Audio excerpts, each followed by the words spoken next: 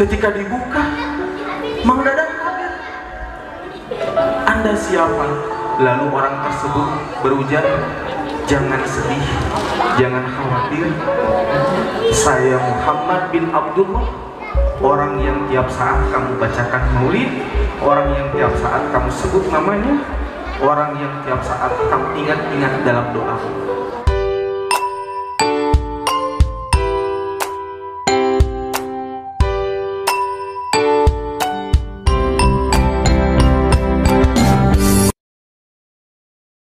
Assalamualaikum warahmatullahi ta'ala wabarakatuh.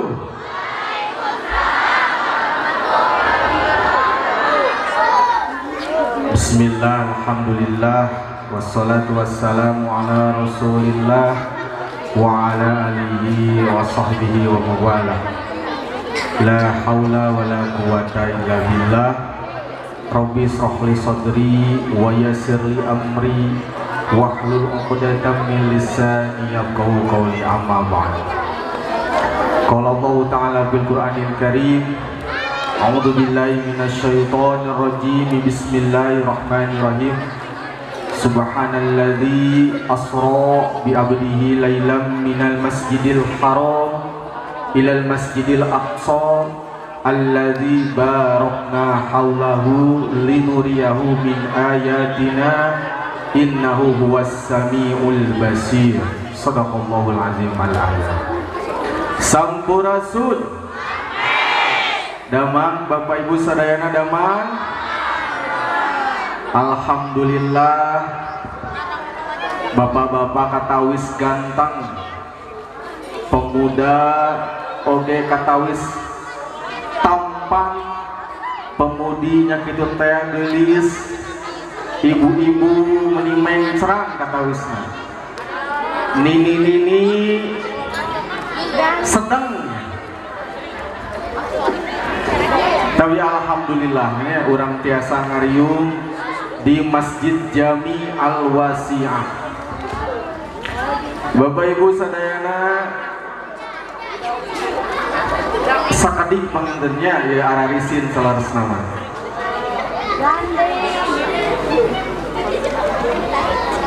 Murang kali siap? Hoyong hadiah hoyong? Sadacan orang pasian hadiah murang kali. Anu hoyong hadiah ka panggung. Anu hoyong hadiah ka panggung. Bade istri bade pemagat mangga biasa. Ya kan dia majang. Bade saurang bade dua orang mangga. Ngan ulah sa RT mah. Mangga dietan dugi ka 3 teu aya nu naik. Murang kali. Ayo, hiji, 2, 3. Ya, tepuk tangan buat murang kali. Nah, santri Al-Wasi'ah. Di orang kenalan dulu lah ya. Dari yang paling muda dan tampan dulu. Sebutkan nama, dari manakah gerangan, nama dan alamat.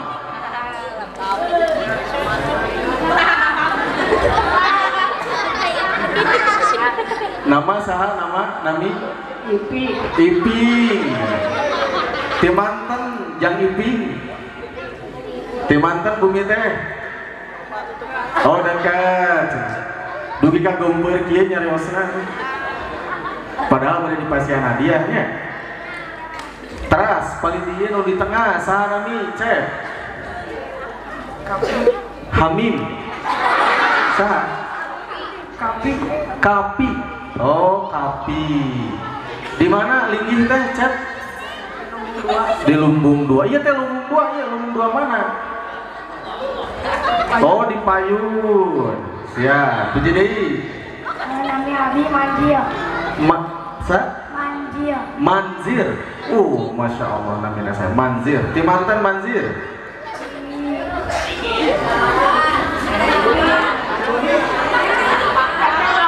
Oh RT 8. ditaruh alamat ke dugi ka anu masian terang ya. Gaduh bumi teh Cep. Pilih ya, linglung dugi ka dia. Pertanyaannya ya. Pertanyaannya siapa cepat dia dapat ya. Nabi Muhammad Shallallahu Alaihi Wasallam diangkat menjadi Nabi dan Rasul pada usia berapa? Oh, usia 5 tahun. Iyalah, ipingelah. Ping, oh iya ayat itu. Usia berapa tahun Nabi Muhammad diangkat menjadi Nabi? 5 tahun. 5 tahun. 5 tahunnya. Nanti kita akan cross check jawabannya. Cep Kapi 40. Cep Manzir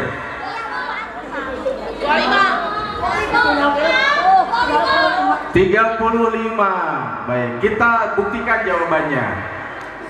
Cep Iping ngawalar nembe 5 tahun. Survei membuktikan salah. Aduh, mau dipasihan hadiah ya. Kayak tipe haji diato hadiahnya. Cep Kapi nembe ngawalar 40 tahun. Survei membuktikan betul 40 tahun, tepuk tangan. Cep sana teh? Cep Manzir Yuswa 35 berarti salah. Jadi Nabi Muhammad itu diangkat menjadi Nabi dan Rasul pada usia 40 tahun. Tapi itu sawios, kurang pasian sariananya. Ya ayatnya artos kan. Wah ayah ini kan. Kangge meser cilok. Iya. Oh ya. Yuk tepuk tangan dong buat santri Al-Wasi'ah.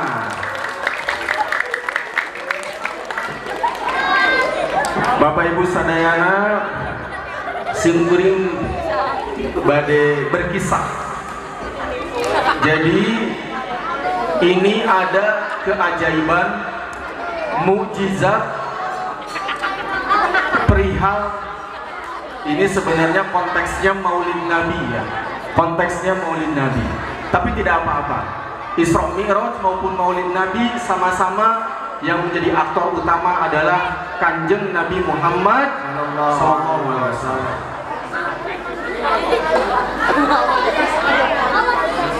Dikisahkan oleh Kiai Haji Jamaluddin.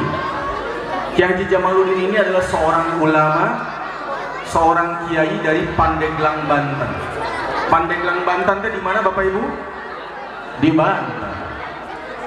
Banten dulu provinsinya bersatu dengan Jawa Barat, tapi sekarang berpisah dari Jawa Barat, menjadi provinsi tersendiri. Kiai Haji Jamaluddin menceritakan ada seorang tukang es. Tukang es bernama, ini namanya dijelaskan secara rinci sama beliau. Namanya hapuntennya bilih namina sami. Namina Mang Dadang. Aya Mang Dadang di dia. Jadi dikisahkan ada seorang tukang es namanya Mang Dadang. Beliau berdomisili di Jelambar, Jakarta Barat. Jadi di Jakarta Barat itu ada daerah namanya Jelambar. Beliau tiap hari berkeliling jualan es. Jadi jualan es dari satu tempat ke tempat lain, ya. Tapi jualannya itu tidak pernah ramai. Jualannya itu sepi terus. Lakunya hanya sedikit. Beliau ini Mang Dadang ini dikisahkan beliau tidak paham dan tidak terbiasa dengan kegiatan Maulid Nabi. Jadi naon remang-remang keterang, naon Maulid Nabi teh naonnya Raja Bante kumaha keterang. Nu uninga Mang Dadang nyaeta dagang es pokoknya. Sareng naon milari nafkah kangge anak sareng istrinya. Suatu ketika dia melihat di salah satu musola banyak jamaah sedang berkumpul di dalam musola. Lalu Mang Dadang mendekati karena berpikiran ini banyak jamaah. Mudah-mudahan setelah beres pengajian jamaah tersebut beli es Mang Dadang. Dan qadarullah, Allah menghendaki ketika jamaah sudah beres pengajian, jamaah tersebut langsung memborong es yang didagangkan oleh Mang Dadang. Dan diketahui bahwasanya jamaah tersebut di dalam masjid itu, di dalam musola itu sedang melaksanakan acara apa? Maulid Nabi Muhammad Rasulullah SAW. Akhirnya Mang Dadang ini senang, alhamdulillah. Seumur-umur baru jualan, baru keluar dari rumah, langsung nongkrong di depan musola dan jualannya ludes habis semuanya. Akhirnya Mang Dadang berpikiran, saya akan jualan lagi nih di depan musola. Bertanyalah beliau, ini kira-kira ke jamaah, acara seperti ini dilaksanakan kapan? Kata jamaah, Mang, acara Maulid Nabi itu dilaksanakan tiap hari tapi berbeda lokasi. Jadi upami Maulid Nabi bulan Mulud, Bapak Ibunya pasti tiap masjid yang ngayakin buludan dan pelaksananya beda-beda. Contoh misalnya di Al-Wasi'ah kaping sakieu, di Asapai kaping sakieu, di Nurul Huda kaping sakieu, benten-benten. Akhirnya Mang Dadang mencatatlah jadwal tersebut dan beliau datang ke setiap masjid, ke setiap musola yang mengadakan Maulid Nabi. Tujuannya satu, agar jualan esnya laku dan ludes. Dan Masya Allah, berkah Nabi Muhammad, jualannya ludes. Sampai terbesit Mang Dadang ini setelah beberapa masjid dia jualan. Iya jelma, iya jami, seerti ratusan orang, puluhan orang datang ke masjid. Itu nanaonan Maulid Nabi itu cenah. Penasaran Mang Dadang teh. Yang awalnya hanya jualan jadi timbul rasa penasaran. Akhirnya apa? Mang Dadang akhirnya datanglah ke dalam masjid, masuk. Beliau sekarang tidak jualan, tapi apa? Beliau datang ke masjid untuk mengetahui acara Maulid Nabi teh nanaonan. Dan ternyata beliau mendapati di dalam masjid dan musola sedang membaca Maulid Nabi, sedang membaca Al-Barjanji, dan ketika Qiyamul Mahalul Qiyam, beliau secara tidak sadar meneteskan air mata, bergetar hatinya. Dari mulai itu Mang Dadang setiap ada Maulid Nabi tidak lagi mendagangkan dagangannya, tapi apa? Membagikan kepada para jamaah. Dibagikan esnya itu. Pulang ke rumah istrinya tanya, alhamdulillah papa dagangannya laku. Bukan, dibagikan kepada jamaah. Tapi istrinya tidak marah. Sampai suatu hari Mang Dadang berniat, beliau menabung tiap hari 3.000. Kata Kiai Haji Jamaluddin dalam kisahnya, tiap hari menabung 3.000 sampai terkumpul beberapa bulan, mungkin beberapa tahun. Beliau mengadakan acara Maulid Nabi di rumahnya sendiri. Jadi akhirnya uangnya terkumpul, beliau ingin mengadakan acara Maulid Nabi. Lalu beliau mengundang tetangga-tetangga untuk hadir ke rumahnya. Dia undang kisaran antara 100 sampai 200 orang. Sangat senang sekali beliau mengadakan ini. Karena apa? Beliau sudah merasa nyaman dengan acara Maulid Nabi. Karena apa? Mengingat-ingat kelahirannya Nabi Muhammad Rasulullah SAW. Akhirnya datang di hari H, Mang Dadang sudah mengundang para tetangga untuk mengadakan Maulid Nabi. Beliau siap-siap bikin makanan 100-200 porsi. Beliau tunggu pada Isya, di rumahnya ada istri dan anak-anaknya. Tetangga belum ada datang satupun. Beliau tunggu sampai jam 8, belum ada tetangga yang datang satupun. Beliau tunggu sampai jam 9, tidak nampak tetangga satupun. Beliau tunggu sampai jam 10, sampai beliau gemeter. Karena apa? Tetangga belum ada yang datang satupun. Sampai beliau tunggu sampai jam 11, tidak ada satupun tetangga yang datang ke rumahnya. Karena apa? Karena tetangga aneh. Ieu Mang Dadang tukang es, ngayakeun Maulid Nabi, bohong. Palingnya mun datangnya moal digarena naon, dan tukang es. Padahal Mang Dadang sudah menyiapkan makanan 100 sampai 200 porsi. Tidak ada tetangga yang datang. Akhirnya Mang Dadang berinisiatif dengan anak istrinya, karena tidak ada yang datang, membaca Maulid Berjanji sekeluarga berkumpul. Membaca bait dengan bait, mulai menetes air mata Mang Dadang. Istrinya ikut nangis, anaknya ikut nangis. Sampai ketika Mahalul Qiyam. Ketika Mahalul Qiyam, apa yang terjadi? Allah tidak membiarkan hambanya yang benar-benar ikhlas mengadakan Maulid Nabi untuk bersedih. Karena apa? Karena tidak adanya yang datang kepada rumahnya. Akhirnya Masya Allah, dikisahkan oleh Kiai Jamaluddin ini, Datanglah segerombol orang berjubah putih, ya, tapi perawakan dan wajahnya ada seperti bukan orang daerah situ, bukan orang Jelambar Jakarta Barat. Aneh. Assalamualaikum. Assalamualaikum. Waalaikumsalam. Mang Dadang sambil teringsak-ingsak nangis dengan istrinya. Ada yang datang, Mah. Siapa kita buka? Ketika dibuka, Mang Dadang kaget. Anda siapa? Lalu orang tersebut berujar, jangan sedih, jangan khawatir. Saya Muhammad bin Abdullah, orang yang tiap saat kamu bacakan maulid, orang yang tiap saat kamu sebut namanya, orang yang tiap saat kamu ingat-ingat dalam doa. Lalu Nabi Muhammad ikut acara maulid dengan Mang Dadang dan keluarga. Tidak begitu lama, lalu mereka pamit, ya. Dan setelah kejadian itu, Mang Dadang berjanji pada keluarganya untuk tidak meninggalkan membaca maulid. Saya kalau menceritakan ini suka bergetar di saya, Bapak Ibu, karena ini kebesaran Allah, ya. Tidak ada yang mustahil dalam dunia ini. Siapa tahu Nabi Muhammad hadir, dan pasti akan hadir. Jadi ini Mang Dadang menjadi inspirasi, dan akhirnya Mang Dadang berwasiat kepada anak istrinya, kalau saya sudah meninggal, sudah wafat, tolong jangan berhenti mengadakan maulid Nabi ini, meskipun dengan konsep yang kecil-kecil. Nah, ini mudah-mudahan menjadi sedikit motivasi, inspirasi buat kita semua, ya. Untuk apa? Untuk terus mengingat baginda Rasulullah Sallallahu Alaihi Wasallam.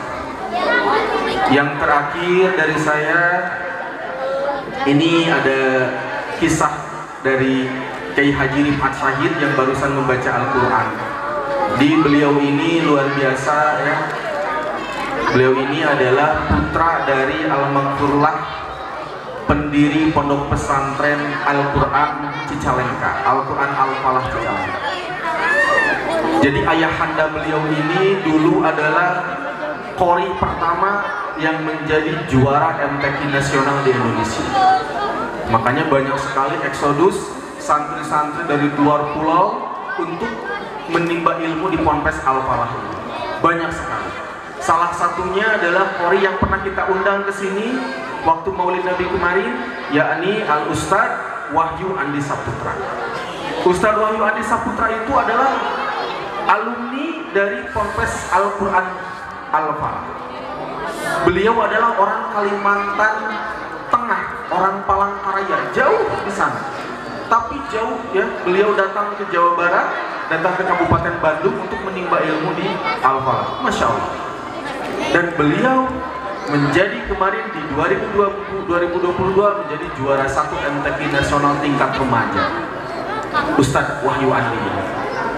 Bahkan Kiai Haji Rifat Abi Syahid ini yang barusan membaca Al-Quran Al-Mukarram ini tahun kemarin ditugaskan oleh negara untuk menjadi delegasi untuk memperkenalkan Islam rahmatan lil alamin di negara Amerika Serikat, di Amerika, kesan, Masya Allah. Ini berkah dari Al-Quran. Mudah-mudahan saja kita semua dikaruniai oleh Allah Subhanahu wa Ta'ala putra-putri yang mencintai Al-Quran, yang menguasai Al-Quran, bahkan bisa menghafalkan Al-Quran, tidak hanya 1 surat, 2 surat, bahkan bisa sampai 1 juz, bahkan mungkin bisa sampai 30 juz. Amin ya Allah ya Rabbal. Mungkin itu yang bisa saya sampaikan, kurang lebihnya mohon maaf. Insya Allah nanti akan disambung oleh para asakin yang lain sebelum kita nanti menyambut Mubalik inti, yakni guru kita semua, Abuya Kiai Haji Muhyiddin Abdul Qadir Al-Manafi. Wal aku minggu terakhir saya tutup dengan pantun. Bila ada jarum yang patah, jangan dimasukkan ke dalam peti. Bila ada kata-kata yang salah, mohon jangan lapor polisi. Buah mangga, buah kedongdong, buah durian, buah rambutan, itulah nama buah-buahan. Sekian, walaupun minggu, wallahul muwaffiq illa wabithoriq. Wassalamualaikum warahmatullahi taala wabarakatuh.